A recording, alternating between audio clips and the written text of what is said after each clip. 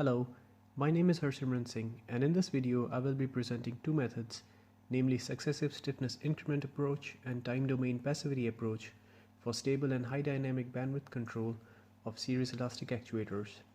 This research was carried out at ICRA in collaboration with DLR. With each passing day, the integration of robots into our daily lives and collaboration with them are garnering attention. This motivates the development of actuator systems which can measure the interaction forces and achieve compliant behavior for safer integration. Notably, the series elastic actuator or SEAs is an emerging technology in this regard. Recently, the impedance control has been intensively exploited for SEAs as numerous interesting applications including impedance controlled SEAs have been introduced, including humanoids like Valkyrie, Thor, and Coman. The figure shows the SEA-based 3 degree of freedom manipulator that we used for our experiments. The SEA joint consists of torsion spring having a stiffness of 1700 Nm per radian. The video shows the position tracking performance of the conventional impedance controller. The maximum achievable Kp gain is 120 kN per meter in stable motion.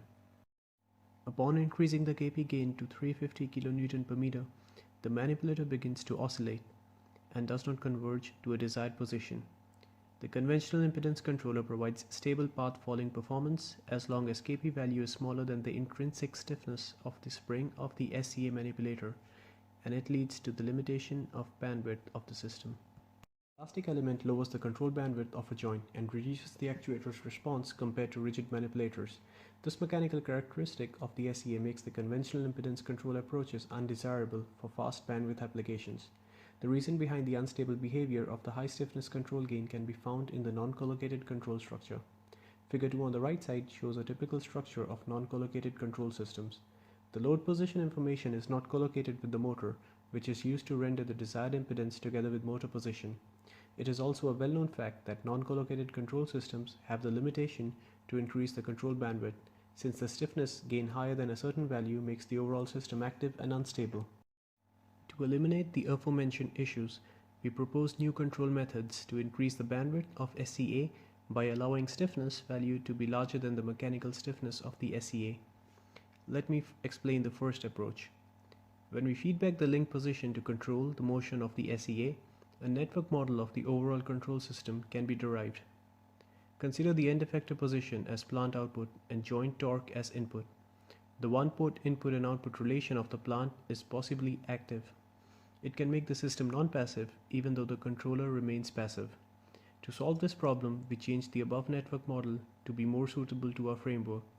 Here, the important physical fact is that the conjugate input-output pair Q dot and tau is not simulating physical input energy from the controller. The physical energy only flows into the SEA manipulator through the place where the actuator is attached. The actual physical energy that is transmitted to the SEA manipulator is determined by the conjugate pair at the actuating position. Therefore, we can extract link dynamics of the SEA manipulator from the joint velocity to the endpoint velocity. An active system is then separated into the passive system and dynamics from the passive output. We can construct the network model that is suitable to the TDPA network by including link dynamics that causes the non-collocation problem into the controller. This can be seen from the network model where the actuator is passive and therefore two-port TDPA can be implemented to make the controller passive. The passivity observer is defined as E observer. Since the trajectory generator and the connected ports are in an impedance relationship, two passivity controllers, each connected in series, were placed at both ports of the controller.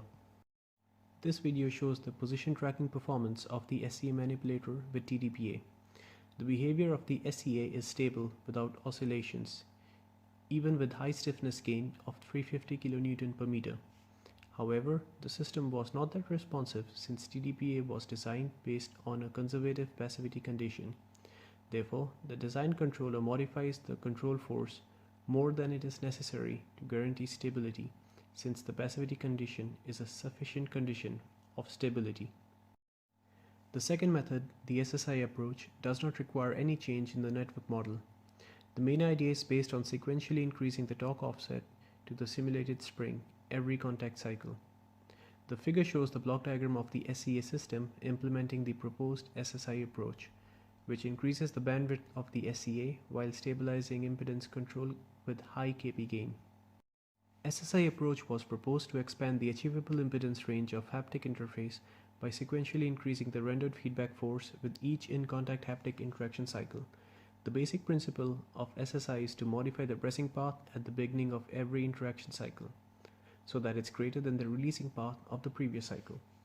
The right side graph shows the graphical representation of the SSI approach where the system's input and output variables, namely velocity and feedback force, are power conjugated. To calculate the feedback force, the pressing and releasing paths were made to follow different slopes. By keeping the value of releasing slope less than the pressing slope for each interaction cycle, the position versus force graph would follow a zigzag-like pattern.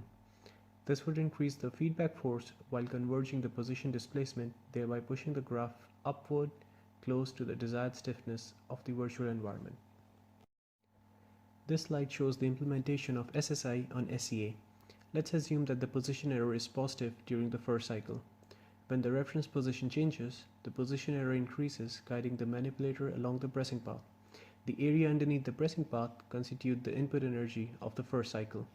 As soon as the manipulator tries to follow the reference, the error decreases and moves the manipulator on the releasing path of the first cycle. The area underneath the releasing path is the output energy of the first cycle.